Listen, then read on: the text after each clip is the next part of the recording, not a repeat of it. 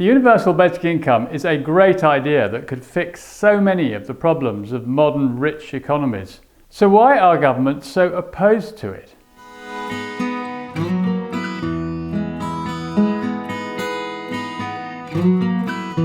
Let's start by saying what the universal basic income, or UBI, actually is. Well, it's a payment to everybody in the country to allow them to live their lives at a basic standard. It should cover clothing and food and housing and the essentials of life. It should allow people to set themselves up so that they can then use their lives productively to produce wealth, to create wealth in their lives and in their communities and in society. So that's what it is. It's a way of financing people to live useful and productive lives. It's a way of introducing money into the economy, which goes directly to people because it recognizes that people need money to produce wealth. You can't cook a meal for your family even without money. You can't go to work without money to buy clothes and shoes and whatever, and you can't set up as a carpenter without money to buy tools. You probably need to drive or travel to work. Everything that you want to do that could be productive in the modern world requires money. So the UBI says, right, let's give that money directly to people and they can then become productive in their lives. So that's the principle of the thing. That's also why governments don't want to do it, because the principle does not reflect the way that governments see the economy working. Because the story that governments tell about the economy is that money is made through economic activity, that businesses make money by investing, and they make money and then the government takes that money out of the economy and spends it again on education or health and all the sort of things that taxes go towards. So that's the picture, that's the framing, the story the government wants us to believe, that the economy makes money, the government taxes that money, and the government then spends it on social things. So if that's the situation from the government's point of view, then why would it want to give money directly to individual people? Why would it do that when it really wants to give money to investors, to commercial activities, to people who are going to use money to make more money? Because if the picture is that the money is made in the economy, then money makes money and the people who've got the money can make more. Unless you've got people who are rich, then you can't tax them and then you can't spend it on services and education and that sort of thing.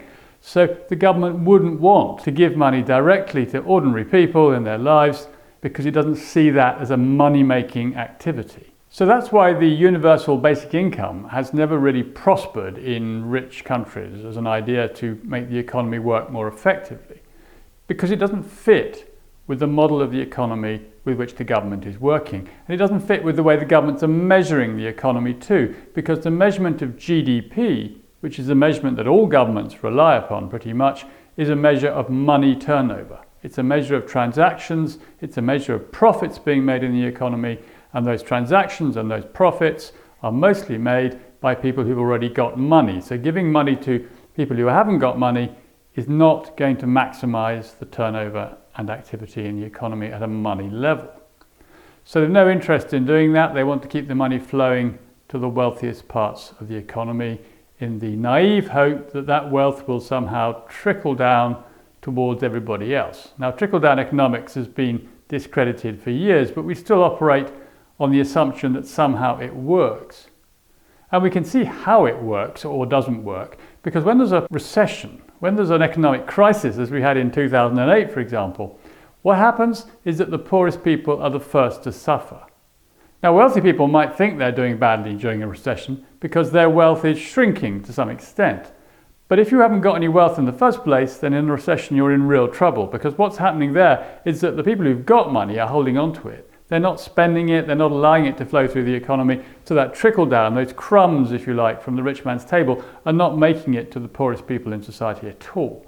So in a recession, when the money stops turning and it tends to get stuck in places, the poorest people suffer the most. So that's why a government economic policy based on GDP and measuring money turnover and maximizing money turnover in the economy is always going to be unsuccessful in terms of meeting the needs of society's poorest. It's always going to favour the rich. So if you were to introduce a universal basic income into that system, into the system that we have, which is all about money turnover, then what will happen? Well, for a start, house prices will go shooting up. Now that's because the housing market is structured as an investment activity. It's structured to make money for landowners and developers and for banks who lend money to people buying houses. All that activity, that lending, that developing, the increase in house prices even, all that contributes to GDP. It makes the economy appear richer. It makes the economy appear as if it's doing well, even as house prices are rising, which makes most people worse off. So pushing more money into the economy, into people's hands in that situation is going to push up house prices because suddenly people have got more money. The market is geared to set prices of housing at the highest possible level that people can afford, and if they've got more money, the market will push up housing prices and people will have to use that money to pay higher rents or higher mortgages. So the UBI in the current system is not really going to help, because as the money goes in to people who need it, it's going to get sucked away towards people who've already got plenty of money, because that's what the system does through higher house prices, as I say, through bank lending, through higher interest rates, higher prices for everything probably. The more money you put in at the bottom in the current system, the more rapidly that money will be moved away. And that's what happens at the moment. The government tries to correct the imbalances in the economy through benefits and that sort of thing. We have it with housing benefit, for example. One of the effects of housing benefit is to push up rents. Because people can pay higher rents, rents go up. So housing benefit is a huge present, if you like, from the government to people who own houses and rent them out privately. Because basically the more money the government puts into housing benefit, the higher rents will rise. Putting money into the existing system will always have that effect. The UBI is not going to work while all it will do is push up prices and have the money taken away. So what would work? Well, there's a number of things that need to happen if the UBI is going to be successful. The key point is that we need to change the way the economy is actually structured, so it doesn't continually take money away from people who don't have very much and give it to people who've got loads and loads. And the way to do that is for the government to measure the economy differently, to think differently about what is worth having and going on in the economy. So rather than measuring how much transaction there is in the economy and how much profit is being made, the government should measure how much benefit to people the economy is producing, how much real benefit in terms of material wealth, food and drink and housing and that sort of thing, and in terms of human wealth, the sort of wealth that allows people to really enjoy their lives because they have time off, good relationships, time for their relationships, they have the opportunity to go on holiday, go for a walk, get a good night's sleep, all those things which make their life more attractive on a human level, they all have value too.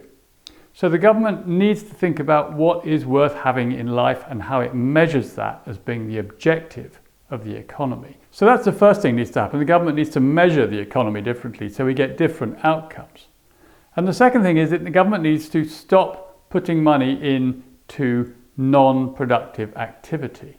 So at the moment the government puts money into education and health and productive things like that, but never quite enough. Those services are always struggling. I mean, the care services, for example, are always struggling. There's never enough to do a proper job, to do the job as well as it should. And that's because most of the money the government is putting into the system, it's making available to commercial banks. And these commercial banks are lending it in ways that will generate the most money activity. So the government needs to say, no, we don't want to do that. We don't want the banks lending it just for people who can make more money out of the money you're lending them. We want the banks to make sure that that money is channeled towards people who are doing real productive things. That will be in families, communities, in local areas potentially, where we can be sure that we're creating real new value with the money we're putting in. And that means a much smaller financial sector, a much bigger social and productive sector in the economy. Now here's a graph that you'll be seeing a lot of in bonkers economics, which shows where most bank lending goes at the moment. And you can see it mostly goes into property and into finance, and hardly any of it goes into doing and making, and the sort of things which will generate real wealth. And here's another graph which shows the consequences of that, because this is the last 10 years, well, it's 2008 to 2018 as it happens, which shows what's happened to wealth, which means money in this situation, and earnings over that time. And you can see since the financial crash in 2008, earnings have just done pretty much nothing. They've toddled along the bottom, and wealth, which is the money, is going very, very much up. There's been an enormous increase in money wealth over the last 10 years or so, and no increase in people's income. And just to add to that, here's a third graph which shows to whom that wealth has gone. And you can see that almost all that wealth has gone to the people who've already got money, and the people who've got nothing have still got nothing. The wealth is not distributed in any even remotely equal way. So those three graphs encapsulate the bonkers economics message, which is first of all that we have to put money into the real economy, the economy of doing and making and living, the economy which improves the quality of people's lives all the time. And if we do that, we will see that money wealth doesn't go on shooting up in the way that it has done, but the incomes will start to rise, real wealth will start to be created for people to improve the quality of their lives and of their families. And finally, we'll see that the distribution of wealth in the economy is more equal, because you won't have people who've got far more than they know what to do with and people who simply haven't got enough at all. Now, these things are achievable, but not within the context of an economy which is focused on money turnover. We have to change that story, change that whole narrative which says that money is an output from the economy, that generating money turnover is what the economy is all about. We have to change that story so we understand that actually money is the input, it's the fuel which creates economic activity, it makes economic activity possible. And that's where the universal income is so vital, because it's a very effective way of getting money to where it's most productive. You give money to people to sustain their lives so they can work, they can be productive, they can learn, they can feed their children, they can do all sorts of useful things that create real value without worrying about how they're going to survive. And that's real wealth. That's really what the economy should be doing. And it's all achievable, but it's not achievable within the current narrative. It's not achievable for so long as we only measure and are interested in the turnover of money. So that's the key message. Bonkers economics is called bonkers economics because the story we currently live with is bonkers. It makes no sense to have an economy which is dedicated to increasing turnover and transactions, but not the real goods that improve the quality of people's lives. It just makes no sense. But until we change that story, then we're not going to get a better outcome. We're not going to deal with the problems of inequality, the problems of poverty and deprivation, and all the issues that we shouldn't have in the sixth wealthiest country in the world. So thanks for listening and watching. If you like the video, please do click the like button because that helps to get the message out, and please do subscribe to the channel. Coming up next on this series of Bonkers Economics is a question about markets. What is the market economy? What are good markets? What are not good markets? How can we make markets work more effectively to improve the quality of all our lives?